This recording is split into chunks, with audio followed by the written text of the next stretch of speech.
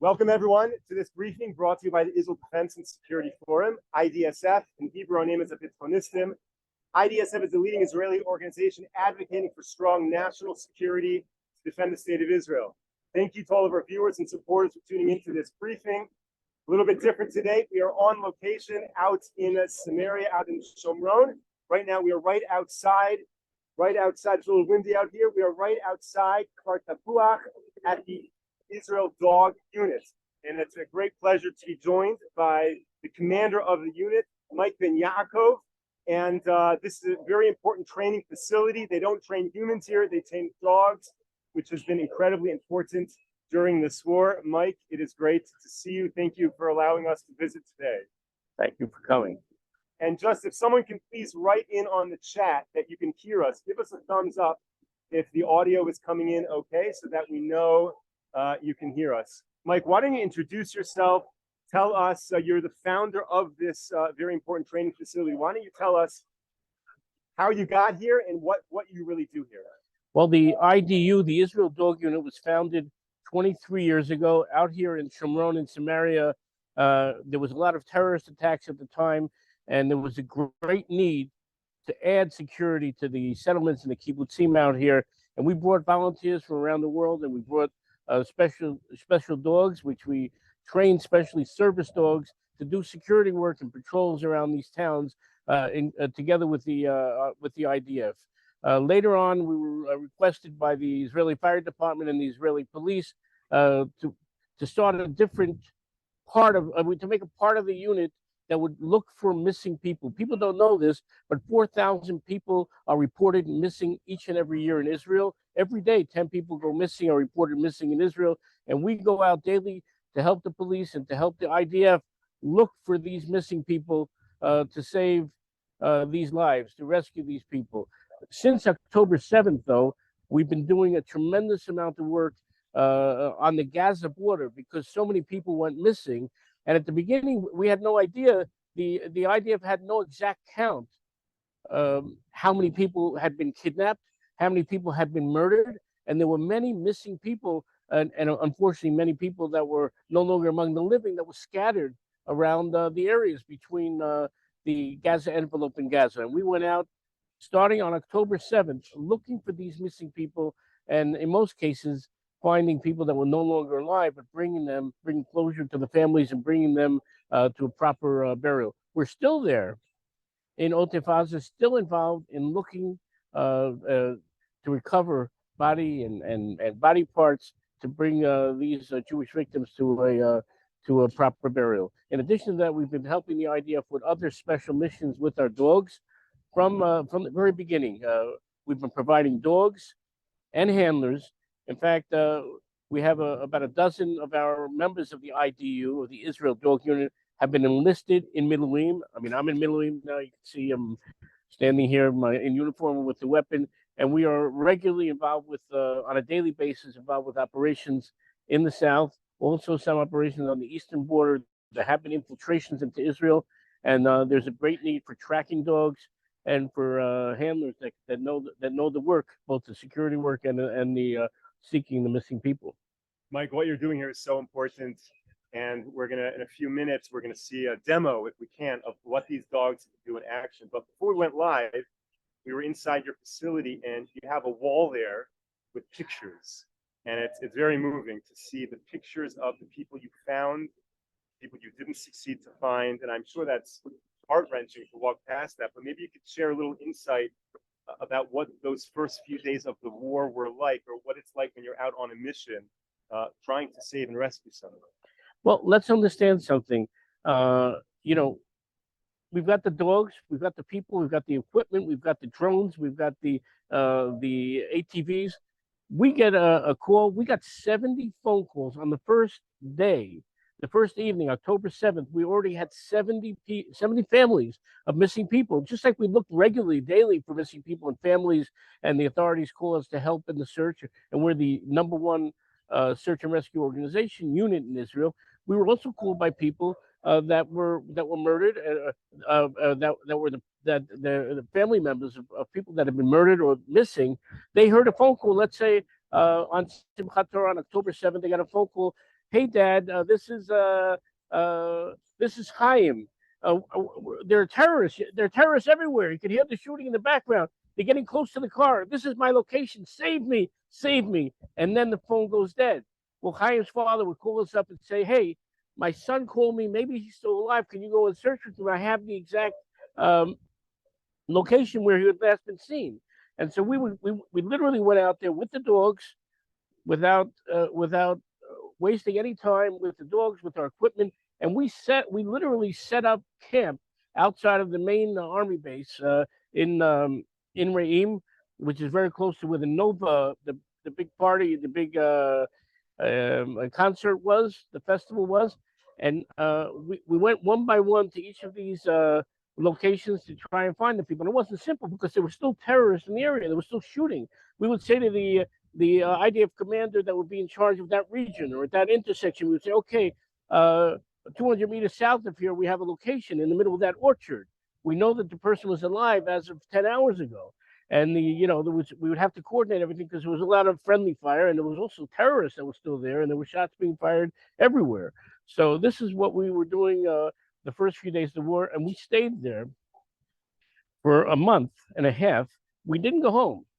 There were no showers. There was no going home. There was no partying. There was no falafel. We were there in the parking lot of the Re'im, a military outpost, and we were constantly searching. We had teams that were going out constantly. The rest would be sleeping, and to this day, we're still doing some of that searching.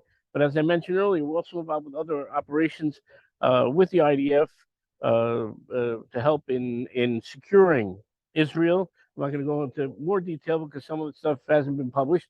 Helping to secure people in Israel together with special units in the IDF, and also helping to quell riots by the terrorists that have been captured and now in Israeli facilities. Mike, if you could just explain a little bit, this is a civilian operation here, but yet you work very closely with the military. If you could just explain that interplay. Does the military do their own dog training? Do they have their own dog handlers? Do you train the handlers that then go into the army? How does that work? Well, let's understand something. The IDF, just like the Israeli police, they have their own canine units.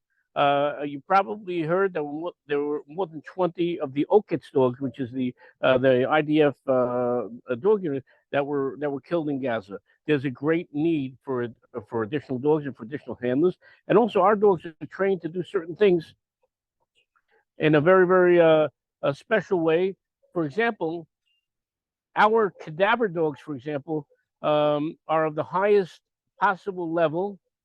And when we're searching for the missing people that are no longer among the living, whether they're soldiers or whether they're civilians, these dogs are highly trained to get the job done. So this is the special edge and the special contribution that we make. Our dogs do the same types of tasks, but additional tasks to those of the IDF, and they're very tied up in the tunnels in Gaza. But there's things happening all the time on the Eastern Front. Coming from Jordan, there are regular infiltrations. We're called in regularly to help track these terrorists down, to help protect the Jews living in the kibbutzim and the towns in Israel. Yesterday, we were called in by the IDF to help in one of those situations. So we're active in the north because, as everybody knows, the northern border is really heating up a lot lately, and we're active in the Eastern Front. And of course, we're still in the Gaza envelope doing whatever we can do there. I just want to pull the mic drawings up. There we go. Okay, before we go to the dogs, because they're the main attraction, they're the main show, they're really doing the work here. Can you just give us some numbers? How many dogs do you have here? You can hear them in the background. So how does that work? What are the numbers? Well, we have 100 dogs in the program. And as I mentioned earlier, we have a division that does search and rescue. We have a division that does security work.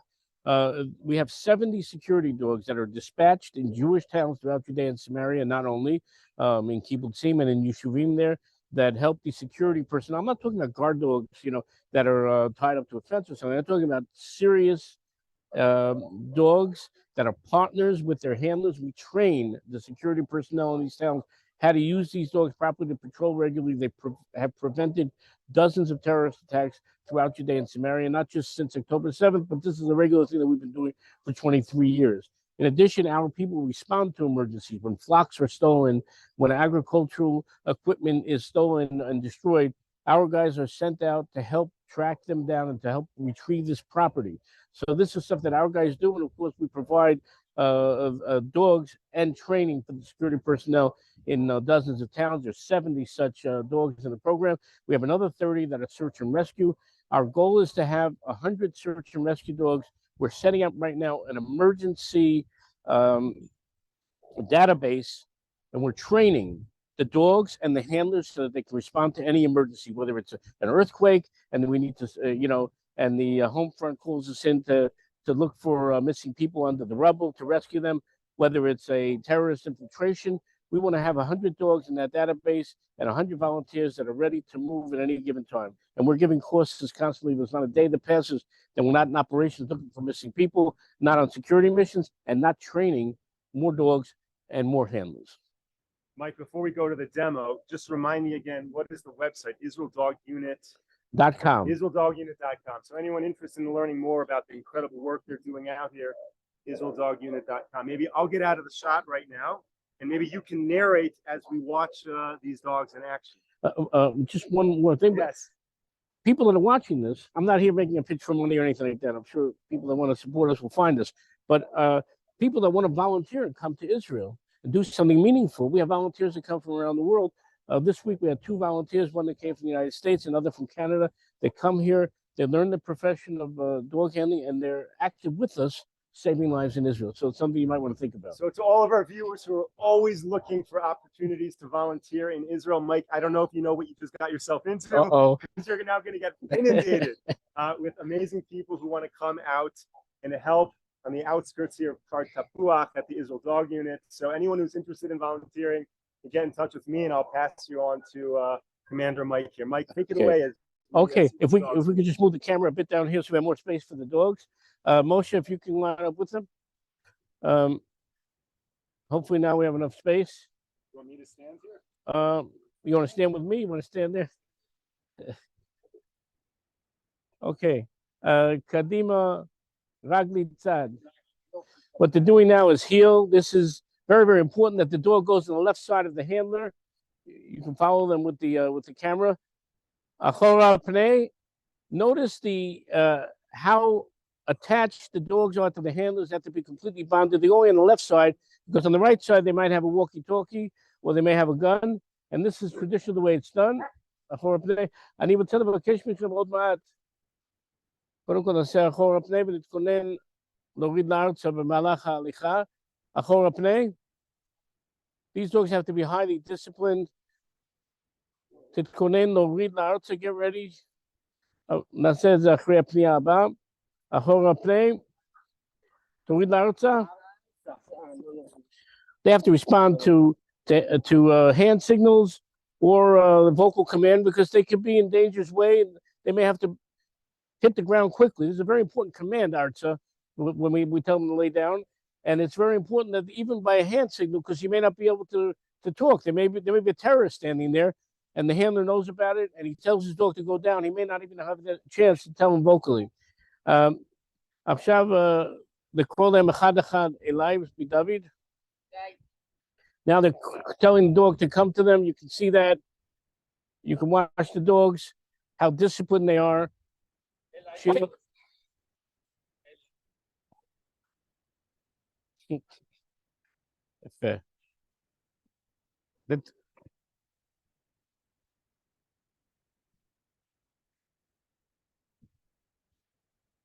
אוקיי, משה, אפשר לצאת, שלא יהיו שני הזכרים ביחד?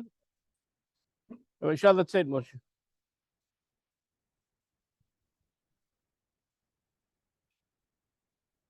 בואו נמשיך ברגלי.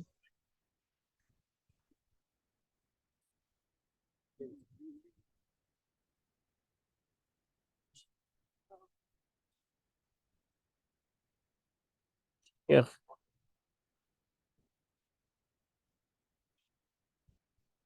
עכשיו דוד, אתה יכול לצאת, ונעשה קצת, נראה קצת, we're going to show some of the things that the dogs can do. They've got to be good, they've got to have great agility, because when they're in harm's way, they've got to be able to jump, get into places, move quickly. These are soldiers, four-legged soldiers, and they're highly trained. The truth is, it's easier to train the dogs than the people, but they both go through intensive training here. יפה. You can see. עכשיו תיקח את הפפירון.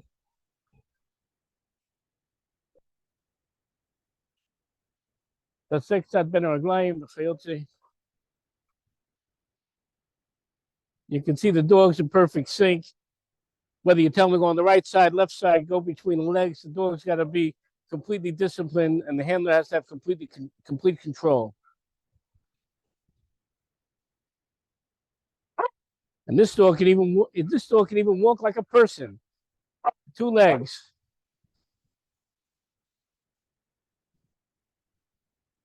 You don't want to get bit by that dog. I don't want to say I pity the terrorist that gets bit by this dog, but you don't want to get bit by the dog. The pressure that they have, that coming down on the arm, they would definitely break through the bone. What this dog is training for? This dog does search and rescue, also does some basic security and defense. And this is the type of dog that if you're on patrol in one of these towns on the security path, on the perimeter of the town, this is a dog that will respond immediately and fiercely to protect its handler and to defend that town. And of course, this is a dog that's very highly trained and very disciplined, as you can see. This dog been in Gaza? This dog has been in the Gaza envelope in Otef Aza,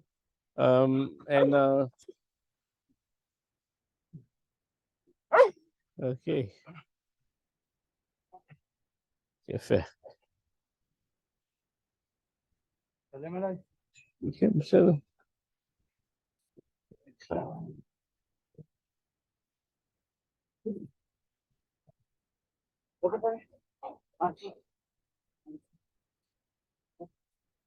Can you explain like what the service life is, how long it takes to train them like this, and then once they're there, how long they work, and then what happens to them afterwards? Okay. Basically, depending on the exact task of the dog and the age that we start with, we have a breeding program. So we're starting to train them from 2 months old, and they're not fully trained until 1 year and 6 months. In other words, they're not fully ready physically and mentally. Just like a kid, you can train a kid to shoot a gun, but he's not there quite to deal with the stress until he's older, until he's an adult. Same thing with the dog. You can train the dog to do a lot of things, whether it's sniffing out guns or sniffing out bombs, or defending or attacking or protecting, or finding missing people, and they can do a lot of that. But to be fully trained, it's a 1.5 year process. It's a costly process. To buy a dog fully ready like this, it costs $10,000. And the training, whether we do it ourselves from our breeding, it's a long process and it's costly, but it's worth every penny, because in the end, if we save a life and save many lives, it's definitely worth our investment of time and resources.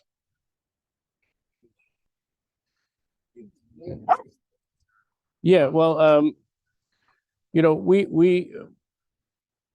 when we go and look for a missing person, we always take into account. I'm talking about any case, not just the cases since October 7th, where we know that the people that are missing there are as a result of terrorism and the horrible terrorist massacre and infiltration into Israel and invasion into Israel. But any case that we have, we always evaluate what's the chances that this person was kidnapped. What's the chances that right now we're going to have to deal with terrorists or with any other situation. We have people that go missing, elderly people that have Alzheimer's. We have children, autistic children that have gone missing. And of course, there's that famous case now in Sfat of a 9-year-old girl who went missing. She was a Ethiopian Jewish Ola, new immigrant to Israel. She went in with her friends into the absorption center, and she was never seen again, as if the ground swallowed her up. Let's remember, 4,000 people go missing every year in Israel, but there's about 200 serious cases. And of those 200 cases, there's at least 20 people that go missing and they're never found again. Every year we add another 20 people onto that roster, onto the list of people that were never found, as if the ground swallowed them up. And this girl is a perfect example. She's missing now, I believe, for 38 days. And there's no clue where she is. We see her going into the camera, but we don't see her leaving. And so what we did there, we helped the police and the army to check each and every room there, and also all the open areas around there. And we find all kinds of suspicious things and suspicious people that we have to report back on. So this is the type of thing we do on a daily basis. We can write an encyclopedia on the cases and on the different profiles of the people. But this is a really interesting work that we do, both because we're working with dogs, and if you like dogs, then you like to work with them. And in addition, dog is man's best friend, and it's Israel's best friend. Already for dating, we're about to celebrate Passover. We know the story of Passover. The dogs were part of the miracle. They didn't bark. As hundreds of thousands of people, as millions of Jews passed through, they didn't bark. And we have a special debt to dogs. They're special friends to people, man's best friend, and they're also Israel's best friend. And so on that note, I'll leave you and wish you all a great Pesach. Commander Mike, thank you so much for this demonstration. And thank you so much. Thank you to all of you and what you are doing to really defend and protect the people of Israel, to work with the army and make this a safe place. And everyone heard that invitation directly. If you're interested in volunteering with these beautiful dogs, what breed of dogs are these? We work mostly with the Malinois, with the Belgian Shepherds, but we also work with Labradors and Dutch Shepherds. So there's a variety. There's a variety of dogs, and this is such a special place right here in the foothills and the mountains here in the Shomron. So thank you for allowing us to visit you today. Thank you to all of our viewers and supporters for tuning into this briefing. We will be back with you tomorrow, 10 a.m. Eastern Time, 5 p.m. here in Israel. Until then, stay safe, stay strong. Take care, everyone.